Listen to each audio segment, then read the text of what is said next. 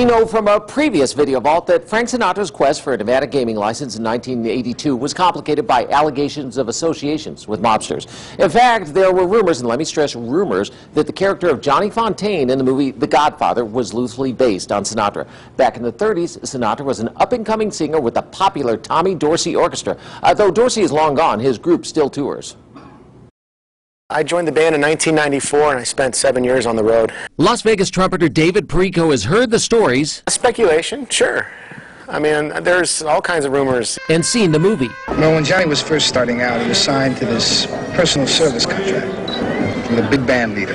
And Tommy definitely didn't want to let Frank out of the contract. The terms would have given Dorsey 1/3 of Sinatra's earnings for the rest of his life. But after initially playing hardball, the band leader capitulated. In the movie, the result was the same, though the details may have been quite different.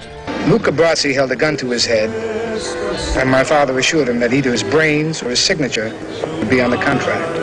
There were some difficulties, but obviously Frank and Tommy came to an agreement. Years later in Hollywood, Sinatra became friends with Johnny Rosselli, who would go on to become a Las Vegas mob boss. The story goes that Rosselli was the person who helped Frank Sinatra get the leading role in From Here to Eternity. That was a time when Sinatra's career was foundering, and he needed something to boost his spirits and boost his career. Which again sounds an awful lot like The Godfather. If I had this part in the picture, you know, it puts me right back up on top again. And Rosselli went to Harry Cohn of Columbia Studios and said, because he knew him really well, and said, hey, you need Sinatra in this role.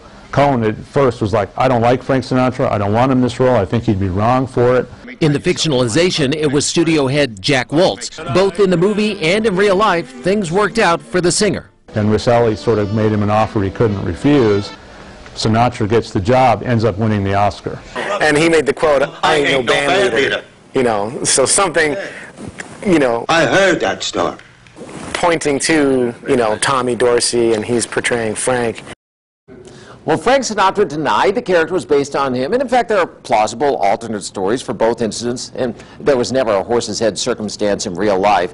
David Perico is active in the local music scene, debuting his pop string orchestra this Saturday at the Tuscany. We have a link in the video vault section of mynews3.com. Kim and Dana. He answered a lot of questions I've always had about that.